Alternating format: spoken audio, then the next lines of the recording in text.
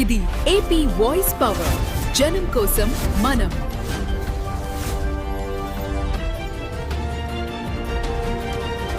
ఎమ్మెల్యేలు అధికార పార్టీ నాయకుల భూ కబ్జాతో వైజాగ్ బ్రాండ్ ఇమేజ్ దెబ్బతింటుందని మాజీ మంత్రి గుడివాడ మండిపడ్డారు. శుక్రవారం నాయన మీడియాతో మాట్లాడుతూ విశాఖ అనకాపల్లిలో పెట్టుబడులు పెట్టేందుకు ఇన్వెస్టర్లు భయపడే పరిస్థితి ఉందన్నారు.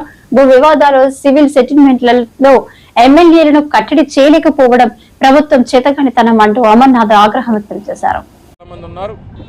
తప్పకుండా వారందరికీ హృదయపూర్వకంగా వారికి ధన్యవాదాలు తెలియజేసుకుంటూ నేను కూడా వారి కుటుంబ సభ్యుడిగా ఈరోజు సోదరుడు శ్రీవాత్సవ్ కూడా తనకున్నటువంటి పరిధిలో తాను కూడా ఈ ప్రజాసేవలో ఇన్వాల్వ్ అయ్యి ఈ ప్రాంతం పట్ల, ఈ ప్రాంత అభివృద్ధి పట్ల తనకున్నటువంటి ఆలోచనల్ని ముందుకు తీసుకెళ్లేటువంటి దాంట్లో తపన పడుతున్నటువంటి ఒక యువ నాయకుడిగా ఎదుగుతున్నటువంటి సందర్భంలో ఇక్కడ ఉన్నటువంటి వారు ప్రతి ఒక్కరి తాలూకా బాధ్యత తనని, తన రాజకీయ భవిష్యత్తుని చేయూతనివ్వాల్సినటువంటి బాధ్యత ఇక్కడ ఉన్నటువంటి ప్రతి ఒక్క నాయకుడి మీద కూడా ఉందన్నటువంటి విషయాన్ని మరొకసారి ఈ సందర్భంగా తెలియజేసుకుంటూ, మరి అటువంటి గొప్ప కుటుంబంతో, ఆ గొప్ప నాయకుడితో కలిసి పనిచేసేటువంటి అవకాశం దాదాపు 4 దశాబ్దాలుగా వచ్చినటువంటి మేమందరం కూడా గర్వపడుతూ, మరి పెద్దలు శ్రీ ద్రోణరాజు సత్యనారాయణ గారి 93వ జయంతి సందర్భంగా మరొకసారి వారి ఘనమైనటువంటి నివాళులు తెలియజేసుకుంటూ సెలవు తీసుకుంటా ఉన్నాను. Thank you.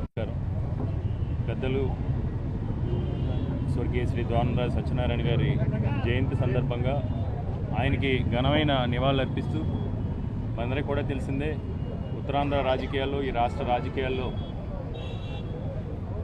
స్వర్గీయ ద్రోణరాజు గారి పేరు చెప్తే ఒక రాజకీయ గురుతుల్యుడిగా రాజకీయాలకు హోందాతనాన్ని తీసుకురావడంతో పాటు ఇందాక సోదరులు అమర్నాథ్ గారు చెప్పినట్టు ఉత్తరాంధ్ర ప్రాంతం నుంచి ఎందరో యువ నాయకుల్ని రాజకీయంగా తీర్చిదిద్ది ఒక పొలిటికల్ మ్యానుఫ్యాక్చరింగ్ ఇండస్ట్రీగా ఆయన రోజు రాజకీయాలు చేయడం జరిగింది. ముఖ్యంగా ఈ ప్రాంతం పైన ఈ ప్రాంతానికి రాజకీయంగా ఒక ప్రత్యేక గుర్తింపు తీసుకొచ్చే విషయంలో ద్రోణరాజు గారు చేసిన పోరాటాలు కానీ, ముఖ్యంగా రాజ్యసభ సభ్యుడిగా ఆయన ఈ ప్రాంతం అభివృద్ధి కోసం, ఈ ప్రాంతంలో ద్రోణరాజు గారి పేరు చెప్తే చిరస్మరణీయంగా నిలిచిపోయే విధంగా ఆయన ఆ రోజు రాజకీయాలు చేయడం జరిగింది.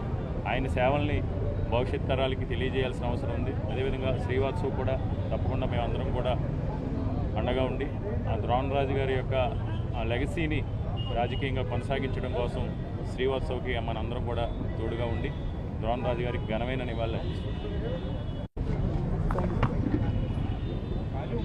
ఈరోజు గారనే పేరుకి సార్థకత ఉంది అంటే ఒక ద్రోణరాజు సత్యనారాయణ గారికి ఉంది. సుమారు 5 దశాబ్దాలుగా ద్రోణరాజు గారి ఫ్యామిలీ రాజకీయాలకి అంకితమై గుడివాడ అప్పన్న దగ్గర నుంచి కర్ణం ధర్మశ్రీ వరకు కూడా ఎంతోమందిని రాజకీయాల్లో రప్పించి, రాజకీయాల్లో పాఠాలు నేర్పించి మా అందరికీ కూడా ఒక పొలిటికల్ యూనివర్సిటీ ఎవరో ఉత్తరాంధ్రలో అంటే ఒక ద్రోణరాజు సత్యనారాయణ గారు అని చెప్పాలి. ఈరోజు రాజకీయాల్లో రాజకీయం అంటే ఇదివరకు అయితే ద్రోణరాజు సత్యనారాయణ గారు సారథ్యంలో జరుగుతున్నటువంటి రాజకీయాలన్నీ కూడా ఒక పాలసీగా, పొలిటికల్ సిస్టమ్ ఒక పాలసీగా ఉండేది. ఇప్పుడంటే పొల్యూటెడ్గా మారిపోయింది కానీ పొలిటికల్ సిస్టమ్. కానీ అప్పుడు చెప్పేటప్పుడు రాజకీయాలు అనేది ఏంటంటే నైతిక విలువలు ఎలా ఉండాలి, రాజకీయ నేపథ్యం ఉండేటప్పుడు నైతిక విలువలు ఎలా ఉండేవి అనేది మా అందరికి కూడా చెప్పినటువంటి ఉదాహరణలు కోకొల్లలు. అందులో భాగమే ఆ రోజులో మొట్టమొదటిసారిగా ఎంపీగా ఈయన పోటీ చేసినప్పుడు, తెన్నేటి విశ్వనాథం గారి మీద పోటీ చేసి గెలిచినప్పుడు ఆయనకి పాద నమస్కారం చేసినప్పుడు, పోటీ చేసేటప్పుడే ఆయన పాదాబంధన చేస్తుంటే తెన్నేటి విశ్వనాథం గారు చెప్పారట, గురుగారు నేను పోటీ చెయ్యను అని ద్రోణరాజు, నా మీద గెలిస్తే గురువుని మించిన శిష్యుడిగా పేరు ఉంటుంది, లేదు నీ మీదే నేను గెలిస్తే ఏదేమైనా శిష్యులైనా భావితరానికి ఒక రాజకీయాల వరకే పరిమితం అవుతుంది, ఎలక్షన్ వరకు పరిమితం అవుతుంది, తర్వాత సత్సంబంధాలుగా కొనసాగుతాయని ఒక మంచి సంకేతం ఇచ్చిన వాళ్ళం అవుతాం. తప్పనిసరిగా నువ్వు గెలవాలి, అని ఆశీర్వచనాలు ఇచ్చారు తెన్నేటి విశ్వనాథ్ గారు. ఈ మాట సాక్షాత్తు గురుగారే ద్రోణరాజు సత్యనారాయణ గారే మాలాంటి వాళ్ళకి చెప్పినటువంటి మాటలు. అందుకని ఈరోజు అప్పుడు ఉన్నటువంటి పోటీతత్వం ఎలా ఉండేదంటే కేవలం ఒక ప్రాణం పెట్టే రీతిలో ఉండేది. ప్రతిపక్ష వాళ్ళు ఉన్నా స్వపక్ష వాళ్ళు ఉన్నా. కానీ ఈరోజు ఏంటంటే అన్నీ మారిపోయాయి. అందుకని ద్రోణరాజు సత్యనారాయణ గారి తాలూకు ఆశయాలు కానీ సిద్ధాంతాలు కానీ మన అందరూ కూడా ఇలాంటప్పుడు స్మరించుకొని స్మృతించుకొని ఆ నేపథ్యం ఉన్నటువంటి శ్రీవాత్సవకి భవిష్యత్తులో అందరూ అండగా దండగా ఉండాలని సందర్భంగా తెలియజేస్తూ మరొకసారి గురుగారు ఎక్కడున్నా ఆయన ఆత్మశాంతితో పాటు ఆయన తాలూకు ఆశీర్వచనాలు పరిపూర్ణంగా శ్రీవాత్సవకి ఆయన ద్వారా లభిస్తాయనేది, దానికి తగ్గ సహకారం కూడా మా దగ్గర నుంచి కూడా ఉంటుందని ఈ సందర్భంగా తెలియజేస్తూ నమస్కారం.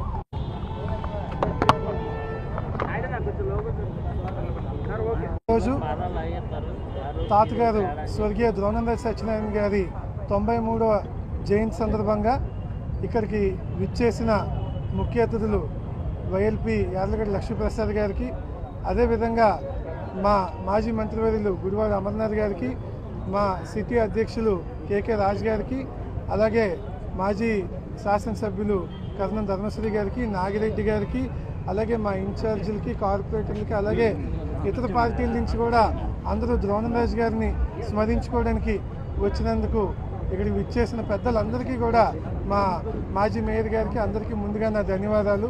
నిజంగా ఈరోజు అలాంటి మహానేతని స్మరించుకోవడం మనందరూ అదృష్టం. ఇక్కడ నేను ఇలాగా ధైర్యంగా నిలబడగలుగుతున్నానంటే ముందు మాట్లాడిన పెద్దలందరూ నాకు ఇచ్చిన ప్రోత్సాహం.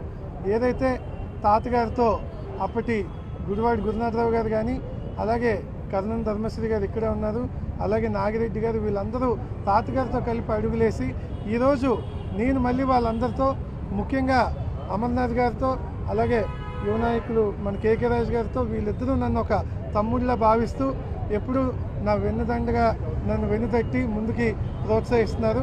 ఇదే విధంగా ఏదైతే